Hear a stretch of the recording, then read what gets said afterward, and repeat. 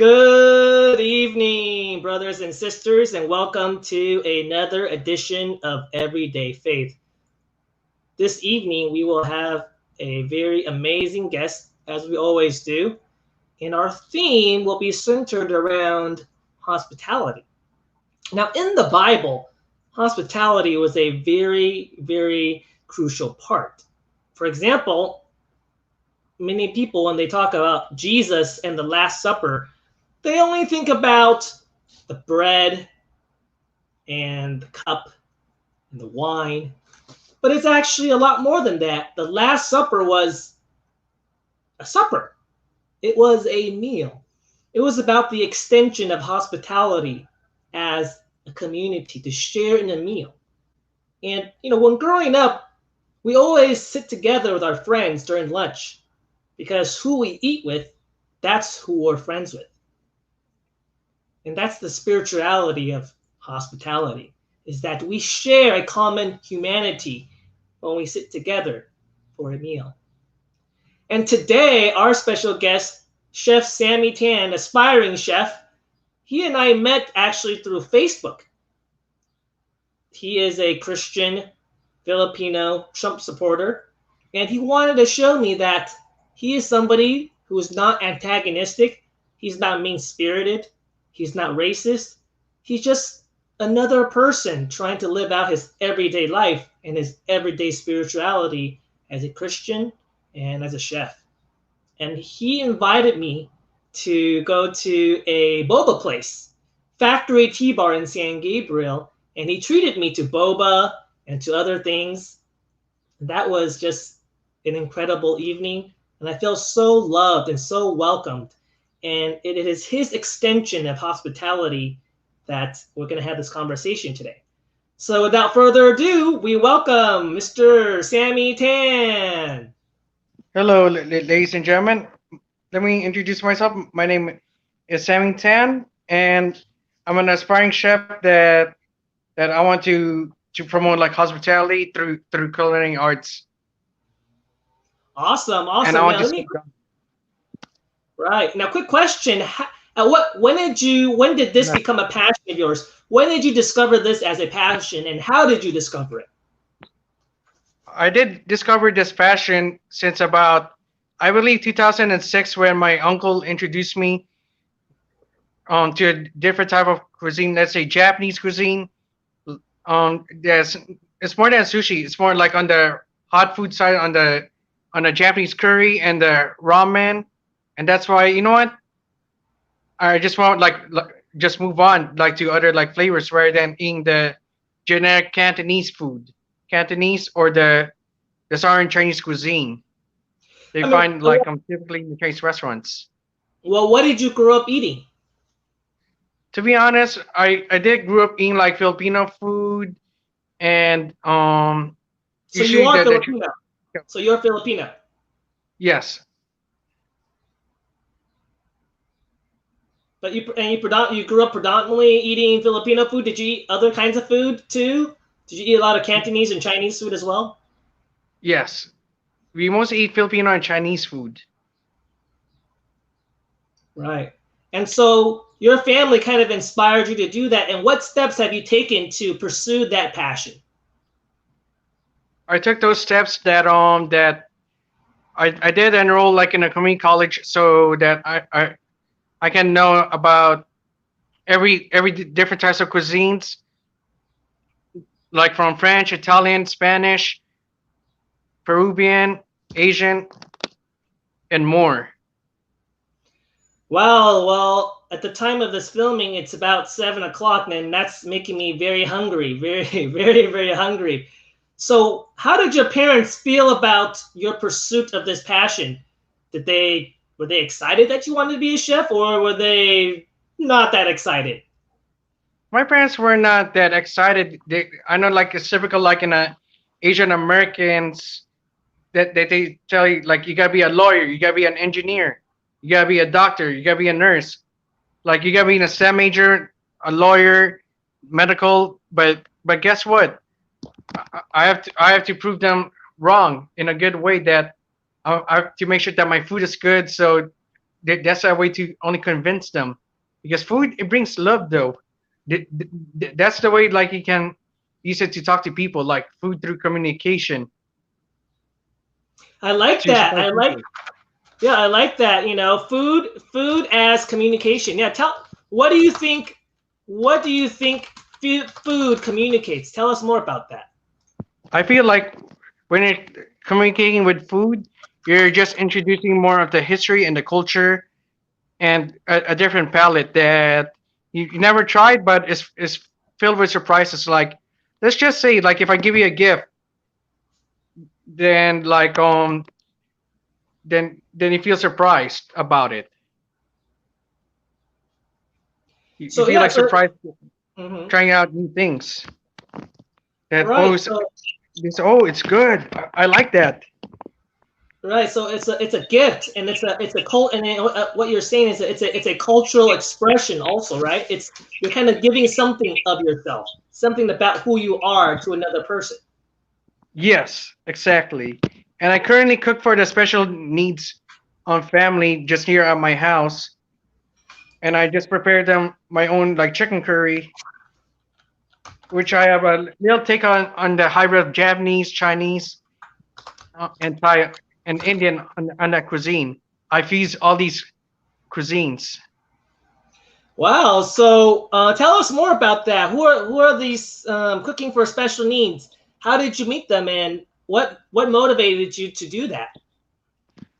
Well, one thing that really motivated me is is that since I do have an autism spectrum, I just want to let people know that despite of your disability, you can like overcome it, and I want like other people like instead of like trying out like fast foods like from McDonald's or Burger King, I just wanted to introduce them a homemade cuisine that is that I cook through my mind and through my heart Wow, on that's my beautiful. creativity.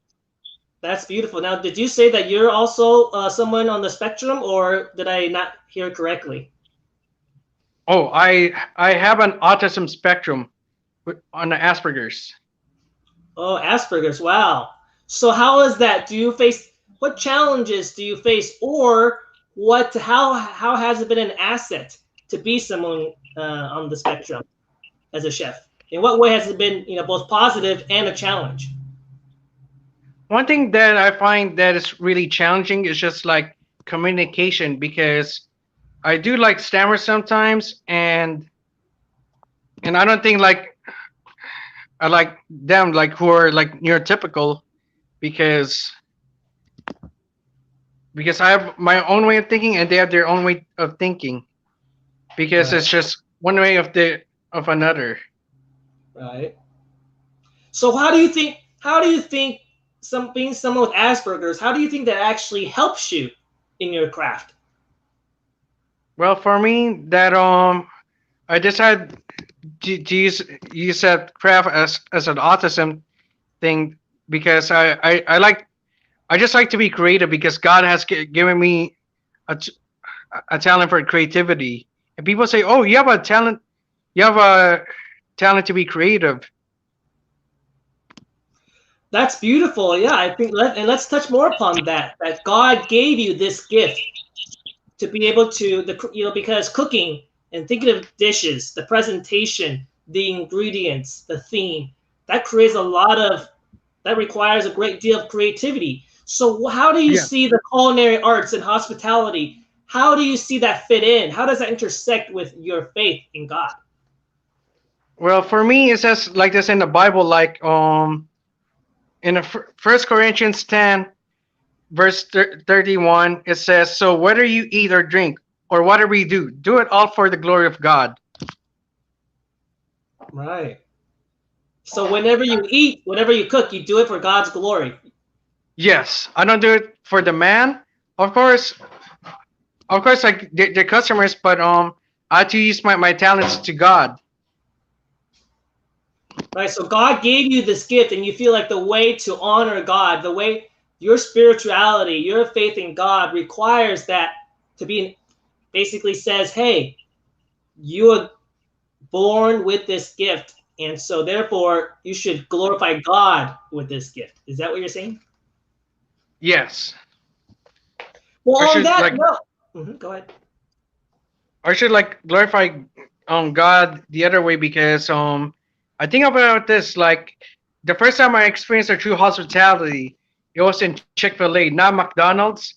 That Chick-fil-A they know how to treat people right.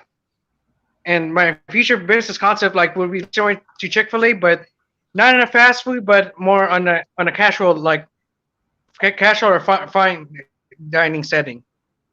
Well, I think we should have Chick-fil-A sponsor us for this section for giving them a shout out. What do you think, Sammy? Well, Probably speaking of like a collaboration.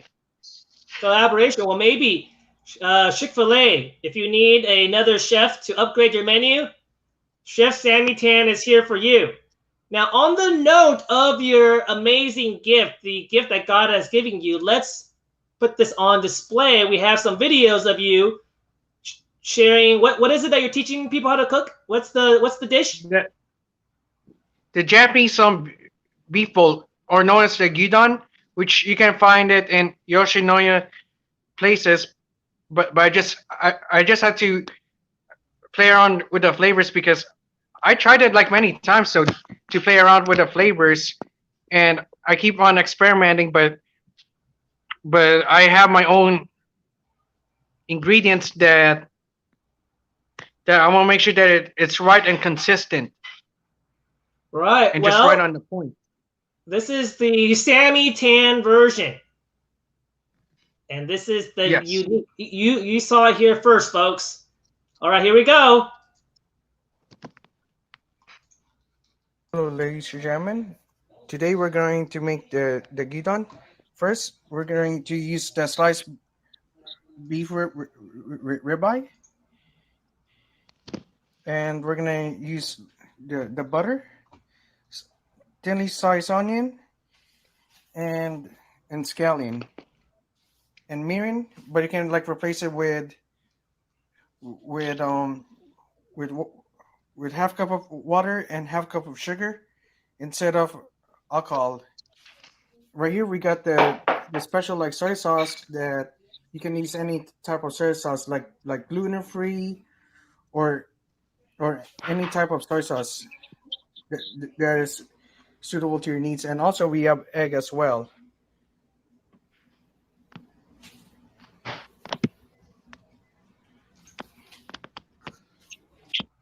All right. So that's just the beginning. We have that's just the introduction. Now we're going to have the video of the entire thing up later, but we just want to skip to the best parts. And here we go. After all the ingredients have been prepared, here we go. Look at that.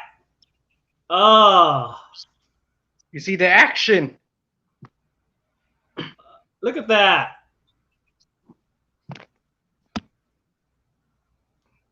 I'm hungry. You're making me hungry, Chef Sammy. Yes, sir. I got all the food ready. But I got more coming up soon.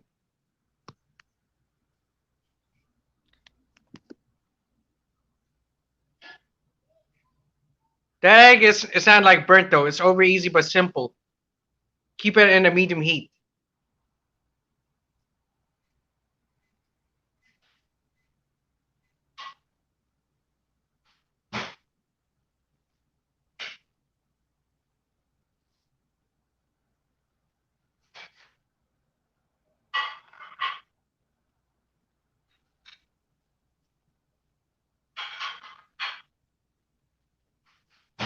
Ugh.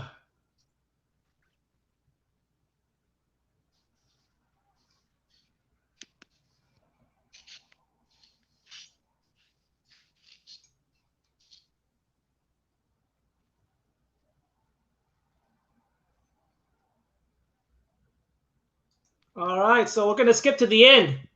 We're gonna skip to the end here. Here we go. Oh, I forgot to. Let's see.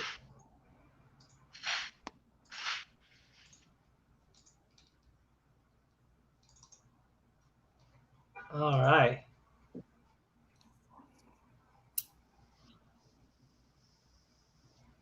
Oh, look at that. Look at that. That is amazing. Itagarimasu. Itagarimasu. Wow. So how long did that all take? Thank you so much for sharing your gift with us. How long did that all take? Usually under 10 minutes Under 10 on the minutes. Wow. prepping. Well, I'm gonna have to try that myself one day. That looks so good. How did it come out when you ate it? It tastes like exactly from the Yoshina like people or the typical like the Japanese gyudon that I usually get from the Japanese places. Right. Well, I gotta have to try it. That is incredible. Um, Now, what were some Sammy Tan, like, how did you make it unique to you? And what inspired you? Well, how did you get there? For that food that I made, right? Yes. Well, for me, I did make it unique that I had to use the best local ingredients as possible, and I had to make my own ingredients from scratch because I know it takes some time to perfect it, and I know like it takes a little bit of time. Hmm. Sometimes it can be like time consuming, Right. But you said that all that can be made in 15 minutes? like under like 15 minutes. Under 15 minutes. So there you go. So later on, we're going to put up the link below, and you're going to be able to cook something amazing in under 15 minutes. Does that include meal prep too, or no? That includes like meal prep because like the meat is already sliced, and the meat I got is just like it's premium type. Okay. Now, okay. Speaking of which, how much did that all cost? If you were to get all the ingredients combined, how much do you think it cost? Not including the soy sauce, of course, but For the meat though, it can be ranging from let's say from if you want like a whole slice of beef, it can be from $15 to $30 per pound. But for me, I got it for $30 per pound because I oh, use like prime beef. right. Okay. And I'll tell you why it's worth to get the prime beef because there's less marbling and you have a good fat content, and that's why you can feel the melt in your mouth taste from the gyudon. So where do you get that? Where do you get this amazing prime beef? You can get it at Mitsuo Marketplace, or in an affordable way, you can get it in the Asian markets that has sliced meats. Or if not, you can ask the butcher to thinly slice the meats for you. Okay, so Mitsuwa or Asian market, they know how to do it. They can slice it properly. And what particular kind of beef is it again? It's it's a rib eye. It's Ribeye. rib Wow, eye. that's my favorite. That's my favorite. Yes, you can use Well, Angus or any type of beef. okay. Well, I want to transition us to the next hot topic. And thank you so much, by the way, for sharing with You're us welcome. your talent. That's kind of how we met. And the reason why we started talking was because of politics. You are a Yeah. conservative and you are a Trump supporter. And there's Yes. a lot of hostility and antagonism right now. We are a very divided and polarized country. But tell us, what compelled you to reach out to me? Because you know I'm a very liberal person. So Right. what was your motivation? Well, my motivation is that I want to hear someone from a different background who who is not the same as I am, so that we can reunite as a friendship and one together. Let's say like I know I'm not for the Black Lives Matter, but I saw there was one video from the where the where the Trump supporters said allowed the Black Lives Matter to have their own speech, and that's why you know what? Let's there was an old one. I wanted to find a one liberal person who I believe I went to church before, and the person who I met is you right there in Right, a white right. hat. Well, tell us how. So yeah, so how does that tell us how does that fit together for you? Your faith and Trump and being conservative. How do those things connect for you? For me, as a Trump supporter, that I believe that God, that Trump, he loves like God, and he's pro-Israel, and he wants to promote America as a Christian nation. That he wants to put his people first and God first. So to you, what kind of made you support Donald Trump is you think that he puts God first and America first. Is that my understanding? Right. I feel like you should like bring prayer back to schools, and also like one thing I do like about him that he recognized as Jerusalem as the capital of Israel, and he put the U.S. embassy in Jerusalem. That he made like good relationships with Israel and America, and and I know that he did like show up in a pro-life rally for March for Lives, and I'm strongly 100% pro-life. So his support to protect Israel, moving the embassy to Jerusalem, him being pro-life, those are two of the reasons, two of the policy positions that you support. Am I understanding correctly? Yes, and there's more than that, and on the economic side, that mostly like on jobs though, and he wants to bring like American jobs over here rather than offshoring, so like people can contribute like to the society, as you mentioned about the UBI system, and I completely like understand though, and and one thing is though, like I know like I just don't like his tone though, but I'm just more focused on his economics. Right. So, and that was the slogan, "Make America Great Again." What do you think? What does that slogan mean to you? Make America great. Make America great to you. What that slogan means that he wants to put the American people first. Right. And to as you said, to if I understand correctly, to bring back the jobs that were gone, right? To make Yes, America's economy great again, to provide economic opportunities for people again, the ones who were left behind. Is that what you're thinking? yes. For example, I want to give you this that Trump he won the the previous Rust Belts like Michigan, Pennsylvania, and Wisconsin, that he wants to bring the auto manufacturing company back from like Mexico, so that like more Americans can have more jobs. And and I felt like during the Obama like era, I did had a hard time like on the jobs and on the taxes as well. Now, did you vote for Obama or did you vote for McCain? I didn't vote for just neither because I wasn't informed yet. Because during in high school, I'm like Okay. I'm like more conservative, but I'm not officially a Democrat. But after college, I decided to be a Republican with Okay. with a with a sense of unity that I don't want to bring no hate to others because it's not my Right. thing. Now, okay. Speaking of which, now there are those who say, and it might be a little bit uncomfortable, but it's okay. Some people say criticize Trump because they say that he's saying that Mexicans are rapists and thugs or criminals, and he's a racist. How do you feel about those criticisms? What are your thoughts on that? I'm gonna be honest with you. Like it seems like tactless what he mentions, but he's not saying to all Mexican people. He's saying it like to the gangs,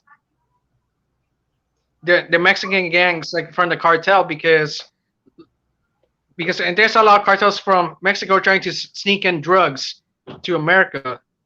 And I remember when one undocumented immigrant named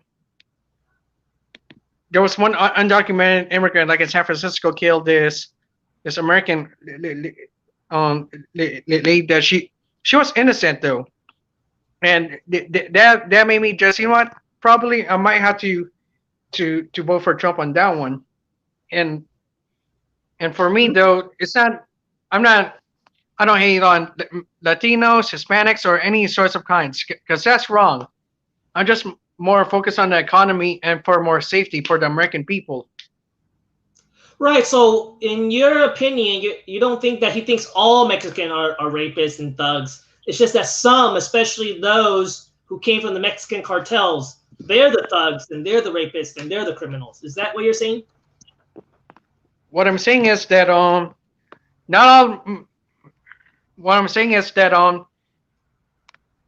what Trump was like saying that he wasn't saying for all like Mexicans though.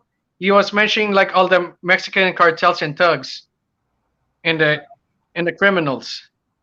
But I'm not aiming for the innocent like Mexican people because these are their like Latino supporters and I happen to know a few Latino supporters who supported Trump. Right, right. So it's not all, he's not referring to all Mexicans. Now, on the issue of jobs, now, of course, we both know that globalization, right, offshoring and outsourcing jobs to China, to Vietnam, to the Philippines, to Mexico, that did cost a number of American manufacturing jobs. But, you know, as you know, I'm someone who supports Andrew Yang, and he talked about the fact that 70 to 80% of jobs that have been lost in manufacturing. Now, before it was due to globalization, but in recent times, 70 to 80% of the jobs have been lost to automation.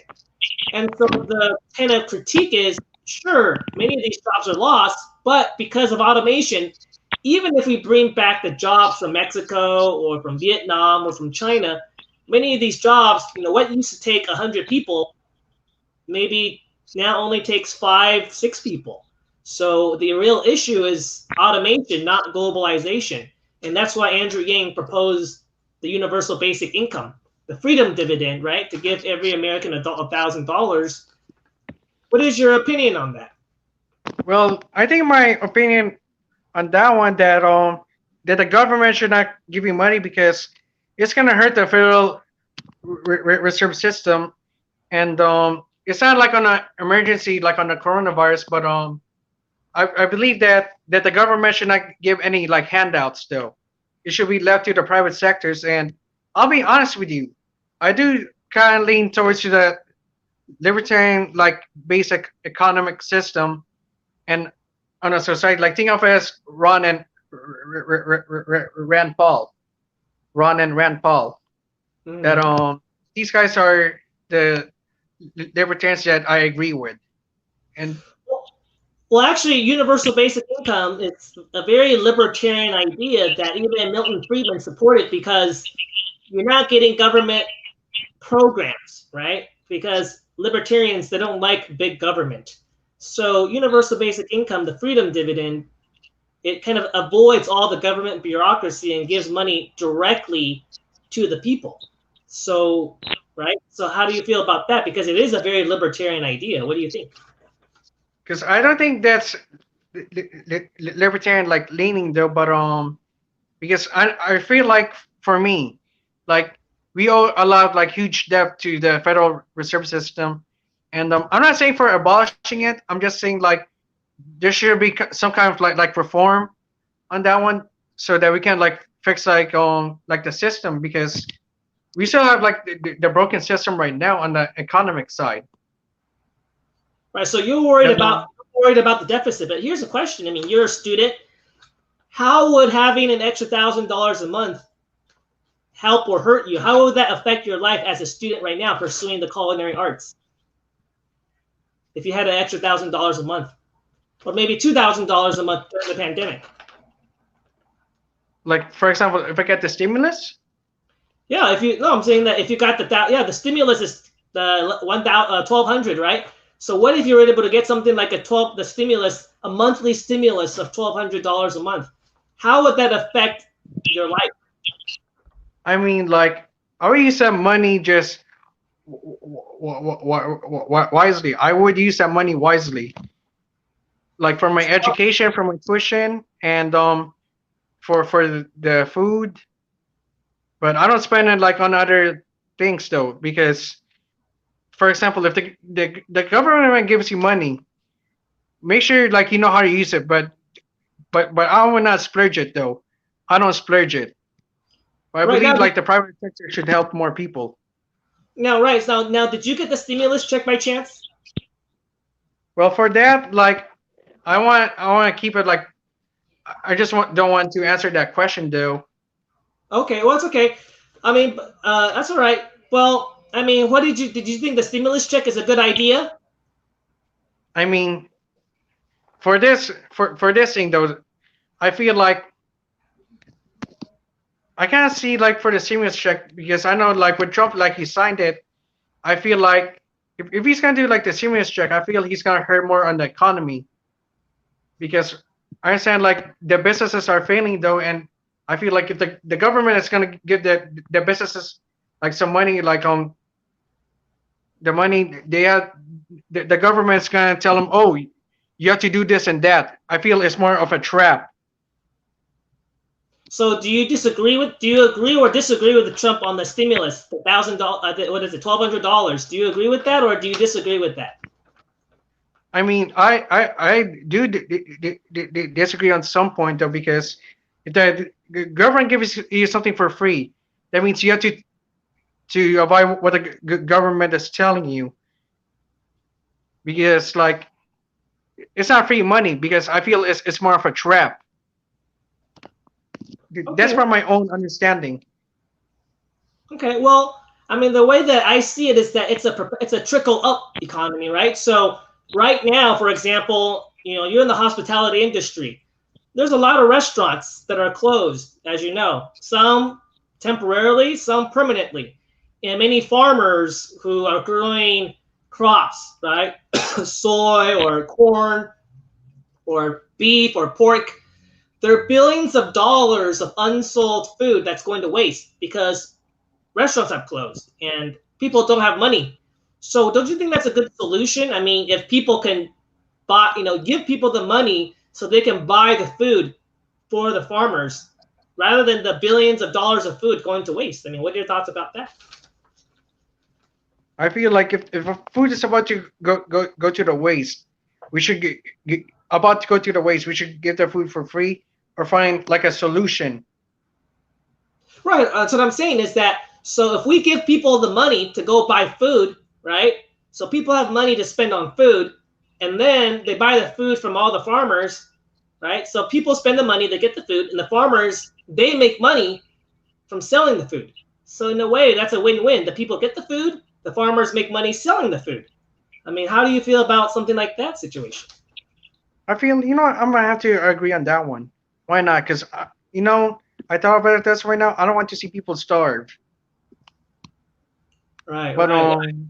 Yeah, nobody should be starving because we have a pandemic, right? exactly, I don't want to see anyone like suffering from hunger because America like we're known like to fill people's stomach up though, and that's why like you see a lot of like for example like you see the Texas size breads, California style burgers, like In and Out, and there's more. And Yeah. and, and I did a research that most of the food that we get are mostly from the Midwestern states, like Iowa, Nebraska, and California. We're known for the produce. Right. Well, there's a lot more we can talk about, but I want to leave you kind of. I'm gonna try to wrap things up here. So, what are some final thoughts you have in terms of food, hospitality, culinary arts? What are some final thoughts you have, or are there any shout outs you'd like to give? And yeah, go ahead, close it out for us. Sure. My final thoughts on the culinary arts that is do something that you love and do not let go of it. Just keep on fighting on what you believe. And that's why like I get the American flag right here. it shows me like I need to keep on fighting. Right. It's like in this in this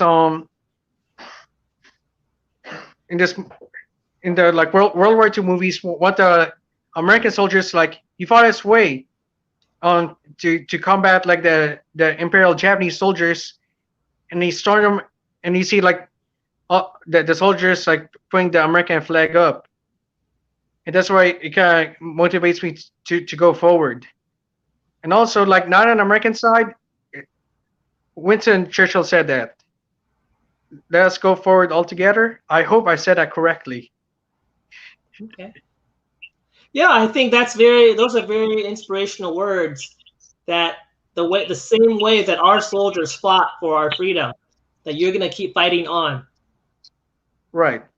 I'm not a soldier or anything, but I support like the military because I have like few of the family members who are in the military right now, and I thank them every day. And one of my best friends' brother, he's in the military, and when he's here, I would surprise him just with my food, because he fought for our country, for our rights and our freedom, and to protect our country, just like to Right, yeah. protect you and me and every other Americans. Right. Well, my brother's also in the military too, in the Army Reserve, and he actually went to Kuwait and Iraq. So yeah, I think it's important that we honor those who risk their lives for our freedom. Right. Okay. Well, And thank you so much. Yeah. Go ahead. and all I want to say that if you have any more questions in the culinary arts or any hospitality, feel free to ask me. You can inbox me on Sammy Tan, and Yeah. or my email What is is your maxime.com. yeah? What is your social media? What is your social media handle? I only do like I have a professional Facebook and a professional Instagram, which I'm going to post it later on. Okay. So well, The video. when it's up, I will post it in the link below the video in the description. How does that sound? Okay. Well, thank you so much. Sounds good. Sammy. Thank you so much, Sammy, for your time, and God bless you. And God bless you. Okay, bye-bye. Bye-bye. Wow, thank you so much, Sammy. Sammy taught us how to cook. He taught us how to have a civil conversation, and he saw us how to pursue his dreams. Despite the fact that his parents, as many Asian parents are not supportive of pursuits that are not safe or economically profitable. So props to you, Sammy. And I really appreciated how we can have a civil conversation, that he doesn't agree with me. We don't see eye to eye on every issue, but yet we can have a positive discourse.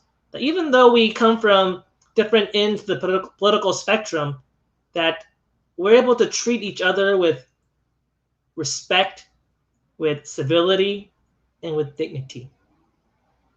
Well, that's another episode of Everyday Faith. Thank you, and God bless.